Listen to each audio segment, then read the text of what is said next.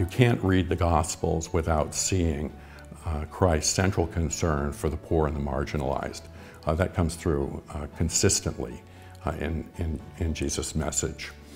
And for us, the baptismal covenant tells us to seek and serve Christ in all persons, loving our neighbor as ourselves, to strive for justice and peace among all people and respect the dignity of every human being.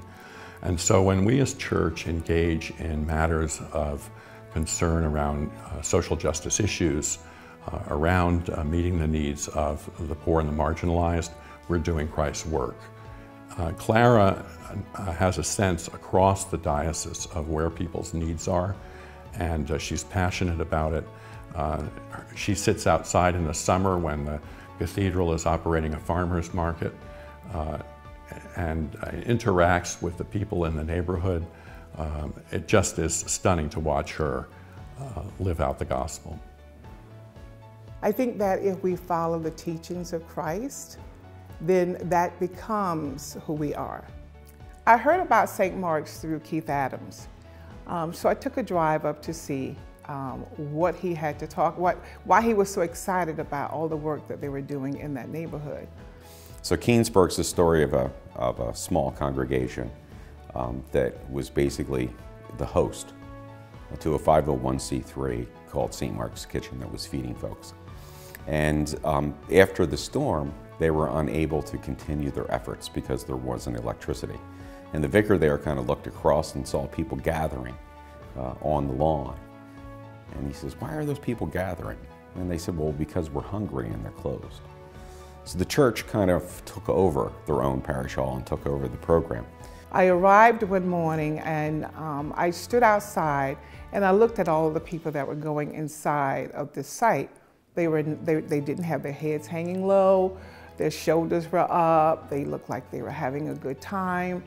I went into the feeding program that day around 11:30, and it was very hard for me to tell who was the client or who was the guest, or were they working there, because they all seem to take a part of what is happening when you're there at St. Mark's. I come here, I try to volunteer and help, and we come for breakfast and lunch. Normally I'm only here on weekends. I live around the corner, and I think it's wonderful. They're available, they help, they'll speak with you if you need to speak with the minister or the pastor or anybody, Mother Kathy, everybody's wonderful. And these people handle much more than what they're expected to handle. This is me. Sometimes I feel kind of sick, but when I come in here, I feel joy, and that's what St. Mark's means to me. We start the day at approximately 8:30 in the morning. We go into breakfast, feed about 50 to 70 people a day for breakfast, and then we move straight into our lunch hour, where some days we can see upwards to 150 to 170 people. The most important thing is that they all, when they talked to you, they talked about how they felt when they entered St. Mark's, how they felt when they left St. Mark's. They were very happy, they were pleased, they were gracious, but they all knew God. And that is a piece that I will never forget. Trinity Asbury Park was designated a Jubilee site 2 years ago. They have a wonderful feeding program, but what impressed me most was the work that they're doing with the children. Seeing somebody's face light up because they get a concept or they suddenly understand something, that elevates you and lifts you. We're in the community, we are in the community not just feeding people's bodies, but we're feeding their minds, their souls, the music feeds them.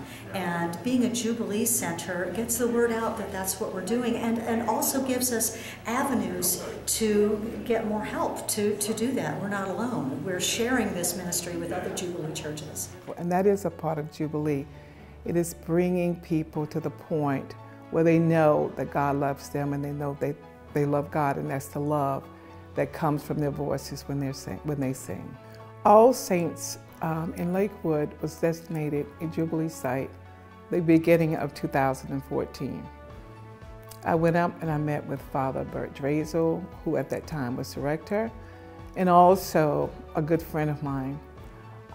Bert for years had talked about how people in Lakewood live, that there were so many people that were looking for shelter, that was his primary focus in getting a shelter there for men so that they would be able to get their lives together. They would be able to get counseling, but most importantly, they would have a meal every day and they would have a warm bed to sleep in. It's a small place, but it accommodates 8 people comfortably. Doing things for other people goes a lot farther than I had initially thought or ever expected before. I've seen it through the people I live with here and the directors. I'm really amazed at the true good nature of the people I found at this place. We're very excited about that program. We are also at this particular time looking at other areas or other parishes that may have enough space that they will be able to go and learn from what is going on in Lakewood. When you see how people look at each other when they're serving each other and you feel love between the two, it's a good day. It's a good day. We're doing great work because we have people who want to be there. They're not there because they are getting paid. They're there because they're following the teachings of Christ. And that's my day.